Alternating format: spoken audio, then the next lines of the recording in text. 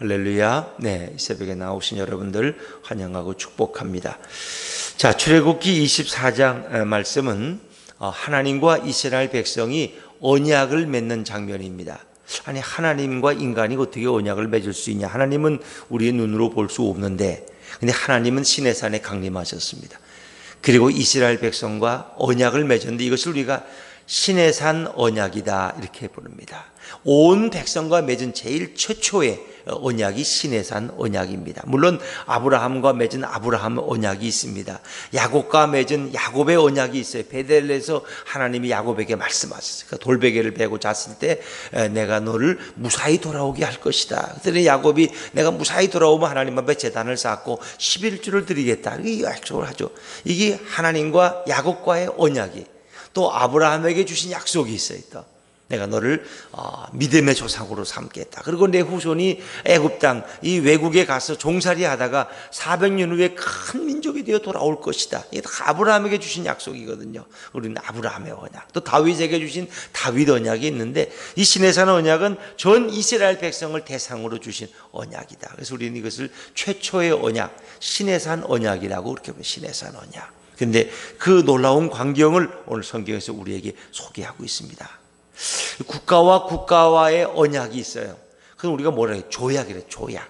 뭐 한일 조약, 그렇죠? 한일 조약. 뭐 나중에 이제 일본과 우리 강제로 합방될 때는 한일 합방 뭐 이렇게 얘기합니다만은 뭐 을미 조약, 뭐 을사 조약 이렇게 말하는데, 일본과 우리와도 맺은 조약들이 많이 있어요.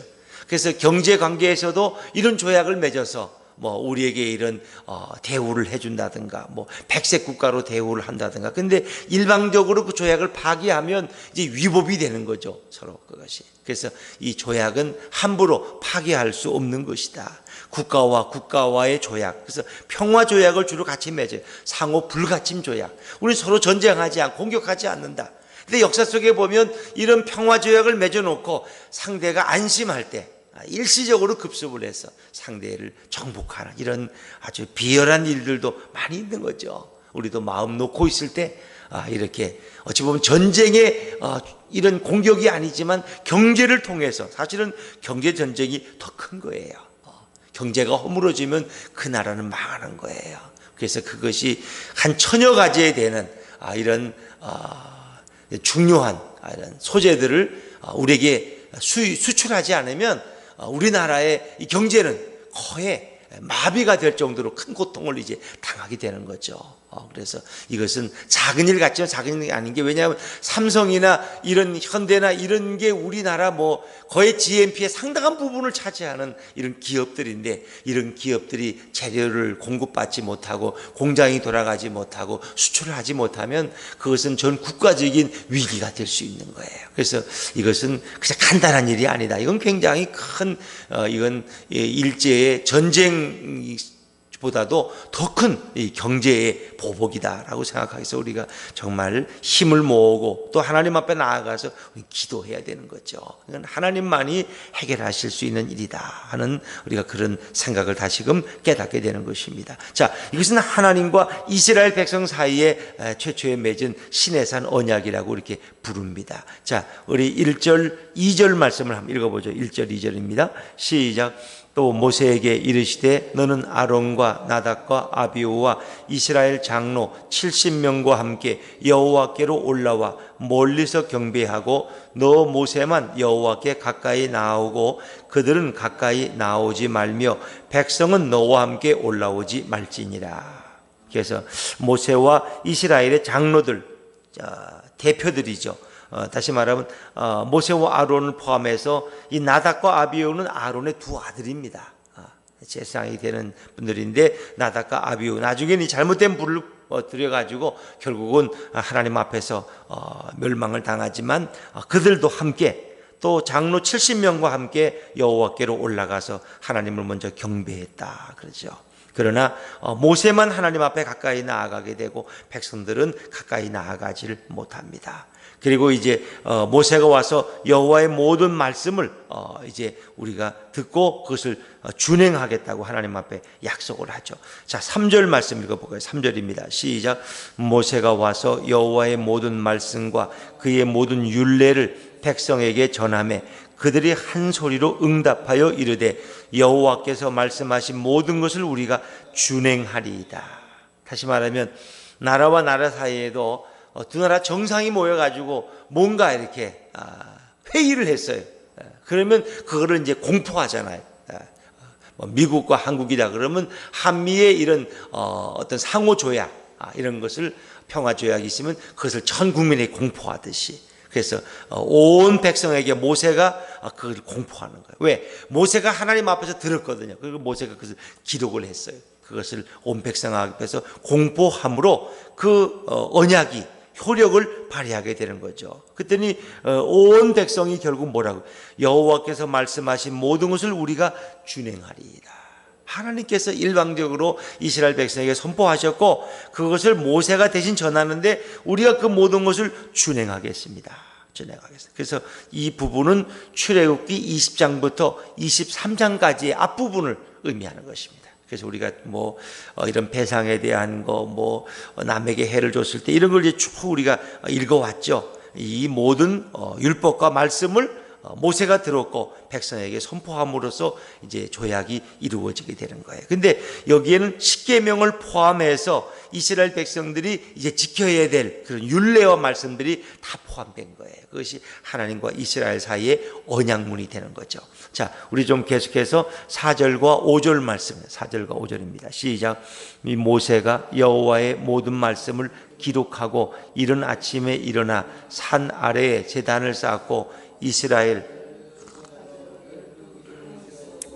이스라엘 자손의 청년들을 보내어 여호와께 소로 번제와 화목제를 드리게 하고, 그렇죠.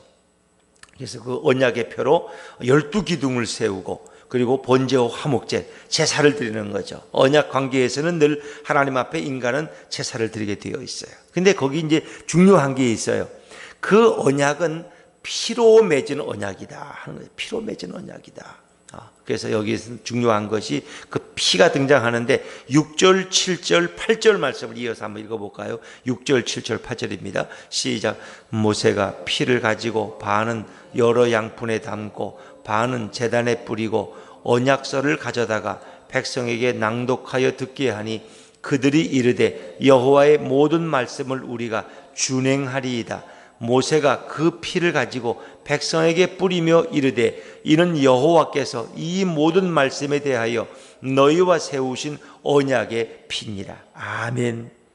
그래서 여기서 신약에서 보면 이것을 옛 언약이라고, 첫 번째 언약이라고 이렇게 부르는데 이것은 언약서를 백성에게 낭독하고 그 피를 뿌림으로써 언약이 성립이 되는 거죠. 그래서 이 언약 관계 조약에는 반드시 피가 필요하다. 그 백성들은 우리가 여호와의 모든 말씀을 무조건 준행하겠다고 그들은 또 하나님 앞에서 서약을 하는 거예요. 하나님은 약속 말씀을 주시고 백성은 그 말씀을 받아서 우리가 순종하겠다 하고 하나님 앞에 또 그들도 다짐하는 거죠. 그런데 여기 중요한 것은 바로 피라는 거예요. 피는 생명이에요. 피는 생명. 그래서 피채 고기를 먹지 말라고 하는 거예요. 피는 생명이기 때문에. 구약에서 모든 언약은 이 피로 세우는 언약이다. 그렇죠? 피로 세우는 언약. 이것이 최초의 피로 하나님과의 약속이 이루어진 것은 창세기 3장 15절이죠. 인간이 선악과를 따먹고 벌거벗었고 숨었을 때 하나님이 양을 잡아서 그들에게 옷을 입혀주었어요. 그것은 우리가 생각하기에 양의 털을 가지고 옷을 만들어서 그들을 입혀주었다. 이 벌거벗은 인간들의 부끄러움과 수치를 하나님이 가려주시는 거예요. 이게 하나님과 인간 사이의 첫 번째 언약이에요. 피로 세운 언약이에요. 피로 세운. 이것이 이후에 올 모든 언약을 우리에게 예고해주고 있는 거죠. 이것도 피로 세운. 창세기 15장에 보면 하나님과 아브라함 사이에 언약을 맺습니다. 근데 그 언약을 자세히 보면은 수양과 또 소와 숫소와 또 양들, 비둘기 이런 것들을 잡아가지고 그것을 갈라놓으면은 그리고 피를 흘리죠. 그러면 그 사이를 아브라함과 하나님이 지나가시는 거예요.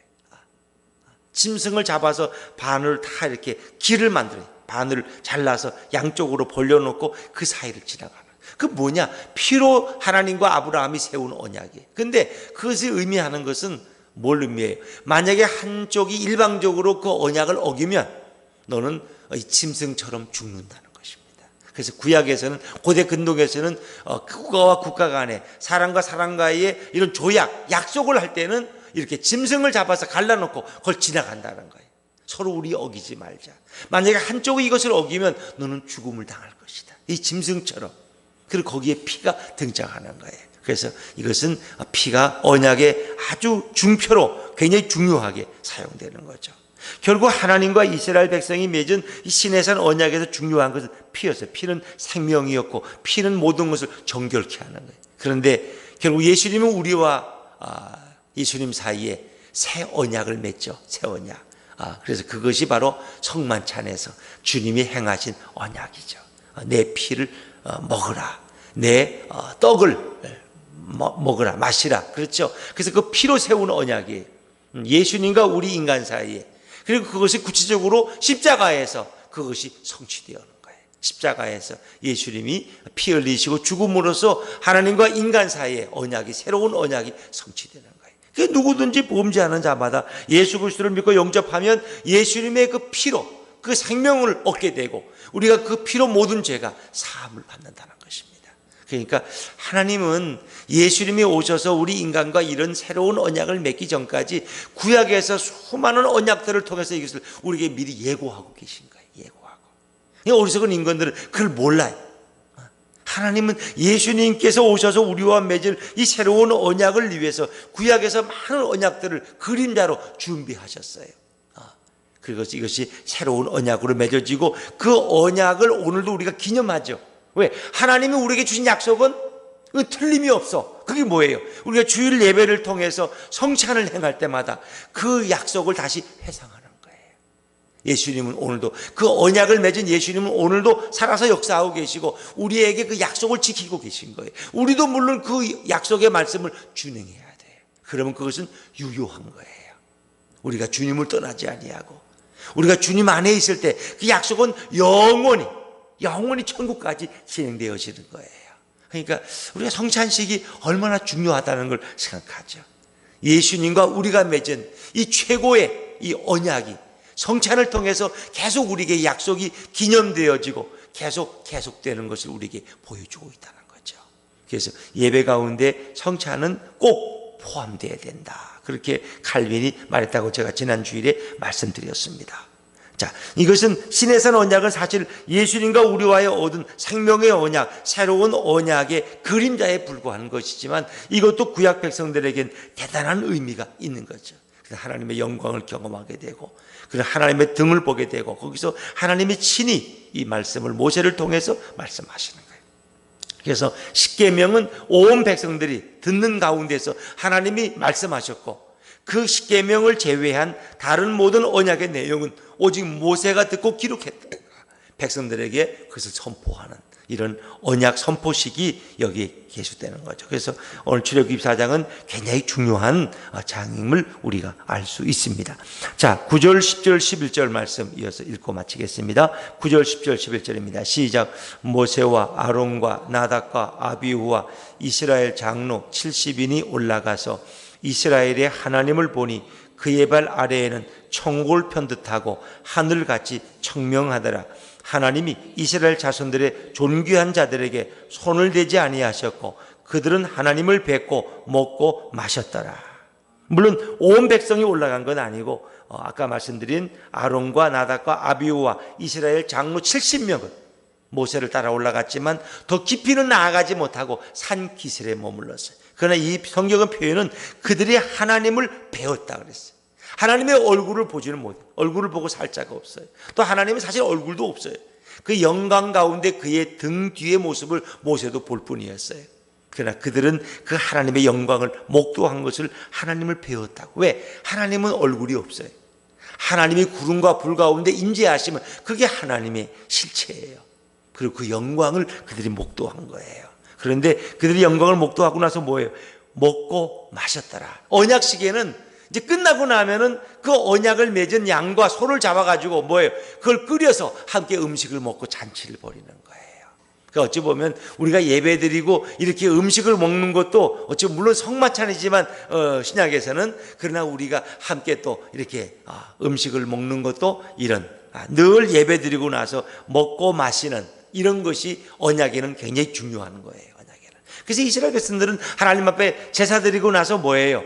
그 남은 것을 가지고 또 먹고 마시는 거예요.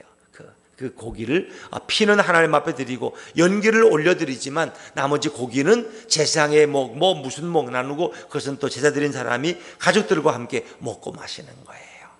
그래서 이런 제사와 언약에는 반드시 축제가 따라가고 이것은 음식을 나눔으로써 그 언약의 기쁨을 함께 나누는 거예요.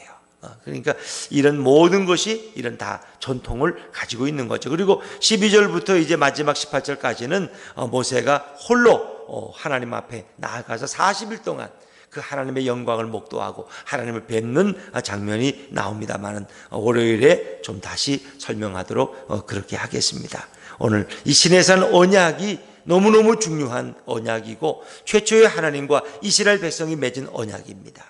그러나 더 귀한 새로운 언약이 예수님과 우리와 맺은 피로 맺은 언약이다 하는 거죠. 우리는 오늘도 예수님과 이런 언약을 맺은 백성으로서 우리가 그 말씀을 준행하리이다 하는 그들의 다짐처럼 오늘도 그 말씀을 준행함으로써 오늘도 늘 살아계신 예수님을 우리 안에 모시고 그분과 동행하는 행복한 하루가 되시기를 주의 이름으로 축원합니다. 기도하겠습니다.